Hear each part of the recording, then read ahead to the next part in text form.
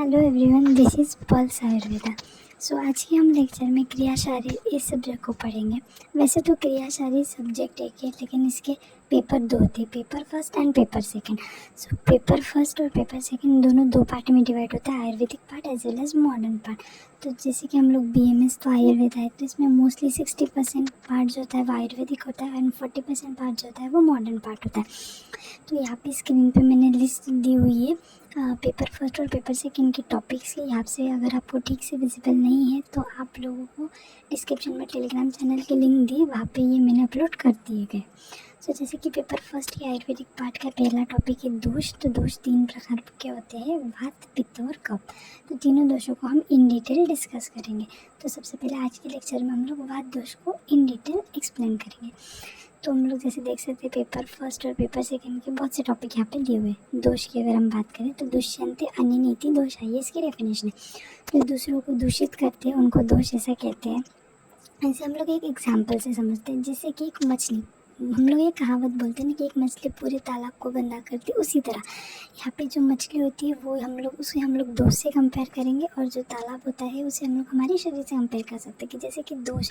तो यहाँ पे डेफिनेट दुष्यंते अनिनीति दोषाः। उसके बाद में दोष दो प्रकार के होते हैं, शारीरिक दोष और मानसिक दोष। शारीरिक दोष कौन से होते हैं, वात, पित्त और कफ। और मानसिक दोष जो होते हैं ये रज और तम होता है, सत्व ये गुण होता है। उसके बाद में यहाँ पे वात दोष, पित्त दोष और कफ दोष तीनों को इन डिटेल हम लोग एक्सप्लेन करेंगे, समझेंगे कैसे क्या उनमें कौन से पॉइंट इंक्लूड होने चाहिए सब। तो इस लेक्चर में आज के हम लोग वात दोष को पढ़ेंगे। तो वात दोष की निरुक्ति की बात करेंगे। तत्र वा गति गंधन योरिति धातु, वा इस धातु को तन ये प्रत्यय लग के इस शब्द की उत्पत्ति, वात इस शब्द की उत्पत्ति हुई है। इसका अर्थ गति, गंधन, उत्साह ये सब होता है। शरीर में किसी भी प्रकार की हलचल, मूवमेंट, क्रिया के लिए जो जिम्मेदार होता है वो वात होता है। वात के पांचभौतिक संगठन की बात करेंगे तो वायु आकाश धातुभ्यम वायु हो। वात दोष ये वायु तथा आकाश महाभूत के अधिक्य से होता है। उसके बाद में वात दोष के गुण की बात करेंगे। तत्र रुक्ष लघु शीत खर सूक्ष्म चलो अनिल। इसका मतलब होता है कि रुक्ष गुण के वजह से जलीय अंश का शोषण होता है। लघु गुण मतलब लाइट होने की वजह से गतिशील, परिणाम कारक, शीघ्र ये सारे होते हैं। यहाँ पे चार्ट में दिए गए हैं, यहाँ पे एक फ़ोटो या फिर चार्ट लगाया गया है, इसमें हम लोग क्वालिटीज़ या फिर गुण जो होते हैं बात के वो दिए गए। तो हम लोग इस लोटस को याद रख के भी याद रख सकते हैं। उसके बाद में तीसरा दिया है शीत। शीत मतलब कि कोल्ड। वात शीत दोष गुण होने की वजह से स्त्रोतस का आकुंचन में मदद करता है। खर गुण होने की वजह से शरीर के परमाणु को लेकर के लेखन का कार्य करता है। सूक्ष्म दैट इज स्मॉल होने की वजह से, दैट इज सूक्ष्म होने की वजह से पेशियों में प्रवेश करने की क्षमता रखता है। उसके बाद में चल गुण, चल दैट वी से मूवमेंट, और हम लोग मूवमेंट को डिफाइन कर सकते हैं मोस्टली। तो चल गुण होने की वजह से ये गति के लिए जिम्मेदार है। तो उसके बाद में वात दोष के कार्य की हम लोग बात करेंगे। तो उत्साहोच्छ्वास निश्वास चेष्टा वेग प्रवर्गते सम्यगत्ते च धातूनाम आक्षेण पाठविण्याचा। तो उत्साह मतलब कि शारीरिक एवं मानसिक कार्य करने की ऊर्जा, ठीक है। तो वात दोष शरीर के सभी क्रियाओं के लिए जिम्मेदार होता है। उसके बाद में उच्छ्वास और निश्वास। उच्छ्वास मतलब इंस्पिरेशन, निश्वास मतलब एक्सपिरेशन। इंस्पिरेशन मतलब श्वास को शरीर के अंदर लेना, और निश्वास मतलब शरीर के बाहर छोड़ना श्वास को। उसके बाद तीसरा हम बात करेंगे चेष्टा। चेष्टा मतलब हलचल, क्रिया, मूवमेंट। उसके बाद हम बात करेंगे वेग प्रवर्तन मतलब मलमूत्र वेगों का प्रवर्तन करना। सम्यगत्य मतलब धातु निर्मित प्रक्रियाओं को सम्यक गति से बनाकर शरीर के बाहर ये करना।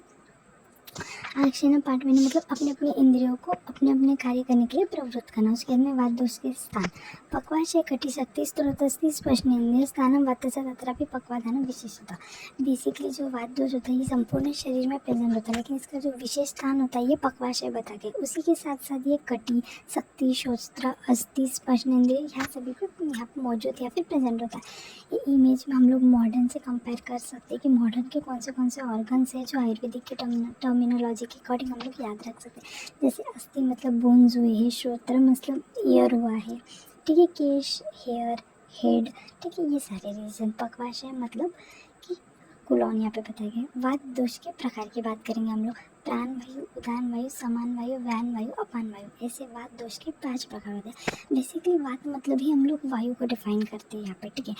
तो तो जैसे कि हमने पढ़ा पंचभौतिक संगठन के अनुसार कि वात यह वायु तथा आकाश ये 2 महाभूत के आधिक्य से बना है। वैसे तो सब पूरी सृष्टि जो होती है हमारी ये पांचों भी महाभूत से प्रेजेंट होती है या फिर बनी होती है, लेकिन इसमें जिसका आधिक्य होता है उसका हम लोग बेसिकली वो गुण या फिर वो महाभूत उसमें होता है ये मान के चलते हैं। जैसे कि यहाँ पे प्राण वायु, उदान वायु, समान वायु, व्यान वायु, अपान वायु, तो बाद में हम लोग वायु और आकाश को मानते हैं। तो यहाँ पे हर एक वायु मतलब पांचों भी वायु के श्लोक, स्थान और कार्य के याद करने अगर हम लोग श्लोक याद करते हैं तो बेसिकली उनकी डेफिनेशन हमें याद हो जाती है। जैसे देखो प्राण वायु, प्राणोत्र मूर्धकः श्रीवन शवतुद्गार श्वास निश्वास प्रवेशको। तो हम लोग प्राण वायु के स्थान की बात करेंगे। प्राण वायु मूर्धक दैट इज शीर प्रदेश में स्थित होता है, प्रेजेंट होता है। इसका कार्य क्या क्या होता है देखो, प्राण वायु के प्रमुख कार्य यह बुद्धि, हृदय व इंद्रिय को धारण करना होता है। उसके बाद में स्टीवन मतलब थूकना, शवतु मतलब छिंकना, उद्गार मतलब डेकर देना, निश्वास मतलब श्वास का अंदर लेना, अन्न प्रवेश मतलब निकलना, ये सारे कार्य होते हैं प्राण वायु। ये जो श्लोक दिए हैं 2-2 लाइन के श्लोक है, सबके लर्न कर लो, बहुत इंपॉर्टेंट है। अगर लिखोगे एग्जाम में तो मैक्सिमम टू मैक्सिमम मार्क्स आप लोग स्कोर कर पाओ। एंड श्लोक इतना कोई ज़्यादा हार्ड नहीं करिए, एक श्लोक का आप लोग 5 टाइम राइट भी करोगे ना, 5 बार एक श्लोक को लिख के भी निकालोगे तो ऑब्वियसली लर्न जाएंगे। उसके बाद हम लोग उदान वायु की बात करेंगे। उरः स्थान उदानस्य नासा नाभिंगलाश्चरित वाक प्रवृत्ति प्रयत्न ऊर्जा बल वर्णन स्मृति किया। देखो अगर स्थान की बात करें उदान वायु की तो इसे याद करने की ट्रिक बता सकते हैं हम लोग छोटी सी। उदान वायु से उ और उदान वायु का स्थान यह उर प्रदेश दैट इज उरु स्थान में प्रेजेंट होता है या फिर होता है। उसके अंदर उदान वायु के कार्य की बात करेंगे हम लोग तो इसका पहला कार्य है वाक प्रवृत्ति मतलब कि बोलने की क्रिया जो होती है ना, जैसे कि अभी मैं बोल रही थी कि बोलने की क्रिया हमारे शरीर में उदान वायु द्वारा होती है। उसके बाद में प्रयत्न, ऊर्जा, बल, वर्ण आदि ये सारे कार्य अभी उदान वायु द्वारा किए जाते हैं। उसके बाद हम लोग समान वायु की बात करेंगे। समानो अग्नि समीपस्य कोष्ठे चरति सर्वत्र अन्नम गृहंति पचति विवेचयति मुंचयति। स्थान की अगर बात करें समान वायु में अग्नि के पास स्थित होता है।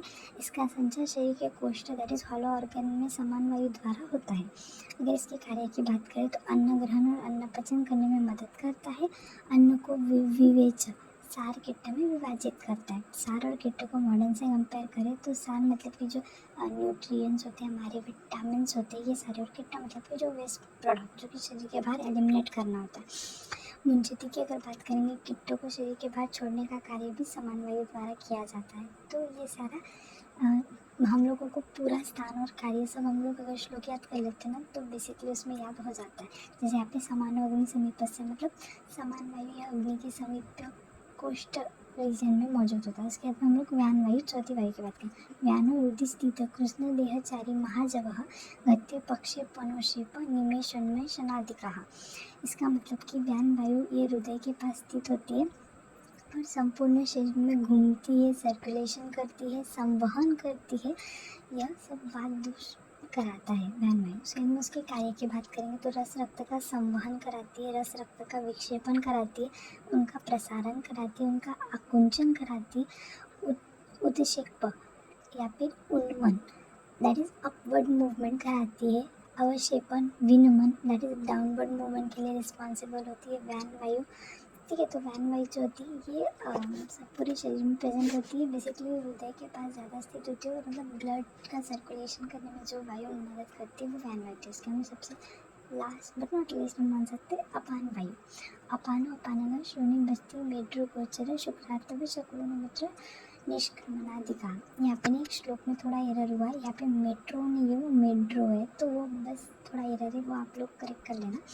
उसके बाद में देखो अपान वायु के स्थान की बात करेंगे तो ये नाभि के ऊर्ध्व बाजू पक्वाशय या 30 ऊर्ध्व प्रदेश में स्थित होता है। इसके कार्य की बात करेंगे तो बाहर अपान वायु में शुक्र को शरीर के बाहर निकालने का तथा अव्यक्त काल में उसका धारण करने का कार्य अपान वायु द्वारा होता है। अपान वायु कहाँ मौजूद होते हैं, जैसे श्रोणी में, बस्ती में, मेड्रो, गोचर में, उरु गोचर में, शुक्र, आर्थव, इनका शरीर के बाहर निष्क्रमण करना ये व्यान वायु अपान वायु द्वारा होता है। Thank you so much. आज के लेक्चर में हमने वात दोष को डिस्क्राइब किया है। अगले लेक्चर में हम लोग पित्त और कफ दोष पे